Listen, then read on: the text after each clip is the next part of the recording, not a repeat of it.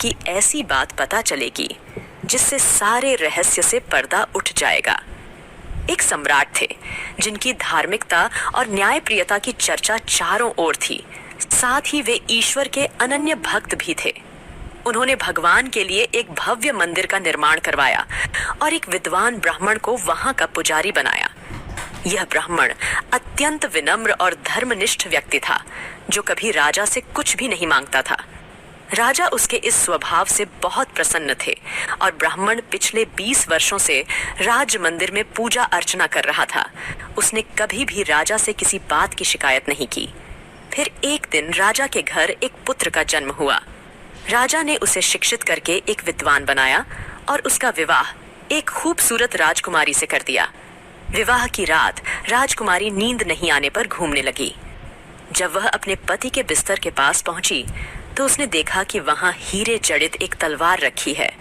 जैसे ही उसने तलवार को खोला, वह बिजली की तरह चमकने लगी। यह देखकर वह भयभीत हो गई और डर से उसके हाथ से तलवार छूटकर उसके पति की गर्दन पर गिर गई, जिससे राजकुमार की मृत्यु हो गई। राजकुमारी अपने पति की मौत से अत्यंत दुखी हुई और वह यह सोचकर बहुत डर गई थी कि अगर मैं सबको सच बताऊंगी तो कोई भी मेरी बात पर विश्वास नहीं करेगा। जैसे ही सुबह का उजाला फैला, राजकुमारी ने विलाप करना शुरू किया और बताया कि उसके पति की हत्या हो गई है। सभी लोग और राजा वहां एकत्रित हो गए। राजा ने पहुंचकर पूछताछ की। मेरे पुत्र की हत्या किसने की? मैं अपराधी को नहीं पहचानती, लेकिन मैंने उसे भगवान के मंदिर की ओर जाते देखा था। राजा समेत सभी लोग ठाकुर जी के मंदिर में गए तो उन्होंने ब्राह्मण को वहां पूजा करते पाया। तत्काल सभी ने ब्राह्मण को पकड़ लिया। ब्राह्मण की पत्नी ने बहुत समझाया कि उसके पति ने राजकुमार की हत्या नहीं की है, लेकिन किसी ने उसकी बात नहीं मानी।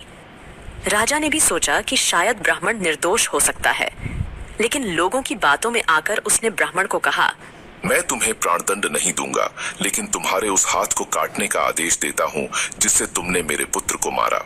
ऐसा कहकर राजा ने उसका हाथ कटवा दिया। इस पर ब्राह्मण बहुत दुखी हुआ और राजा को अधर्मी मानकर राज्य छोड़ दिया। वह फिर ऐसे किसी विद्वान ज्योतिषी की तलाश में निकल पड़ा। उसने बहुत खोज की कि कोई विद्वान ज्योतिषी मिले तो बिना किसी अपराध किए अपना हाथ कटने का कारण उनसे पूछूं। फिर उसे काशी में एक विद्वान ज्योतिषी मिले। जब ब्राह्मण उस ज्योतिषी से मिलने उनके निवास पर पहुंचा तो उस समय ज्योतिषी वहां उपस्थित नहीं थे। उनकी पत्नी उनकी अनुपस्थिति में उनकी निंदा कर रही थी और उन्हें बुरा भला कह रही थी।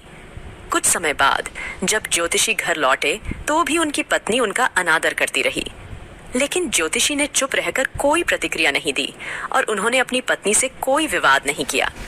इसके बाद वह अपने आसन पर जाकर बैठे और ब्राह्मण को देखकर उन्होंने पूछा, कहिए ब्राह्मण देवता, आपका यहाँ कैसे आना हुआ?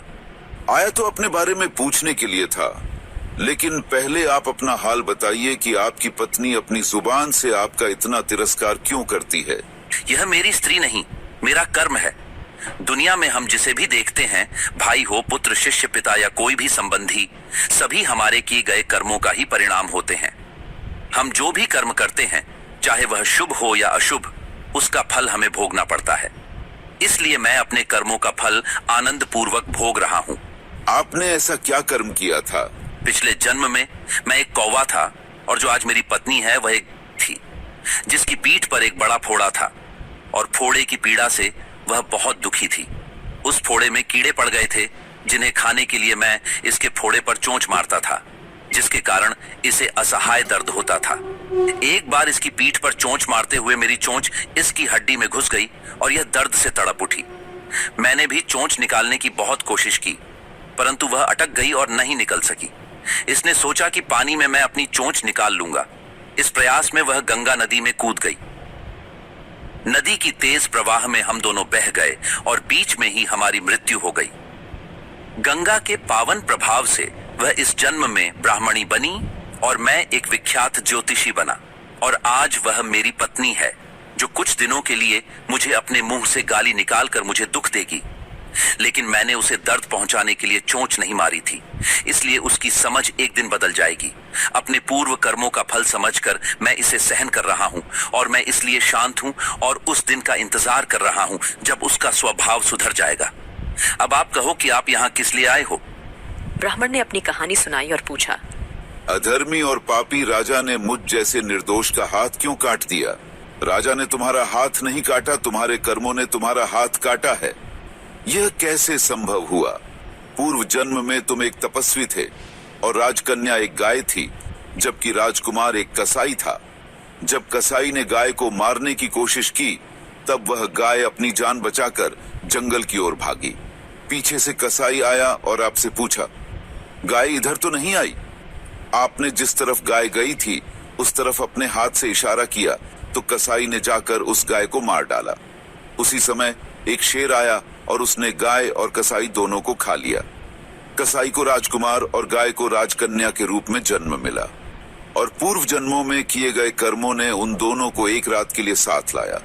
क्योंकि कसाई ने गाय को हंसिये से मारा था, इसलिए राजकन्या के हाथों से गलती से तलवार गिरने के कारण राजकुमार का सिर कट गया और वह मर गया।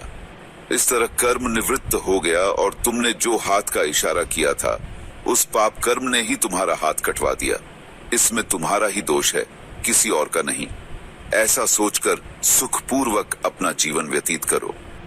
इस प्रकार ज्योतिषी ने ब्राह्मण को समझाया कि वह और ज्योतिषी दोनों ही अपने पूर्व कर्मों के फल को भोग रहे हैं। दोस्तों, यदि हम इस कर्म सिद्धांत को समझ लें और मान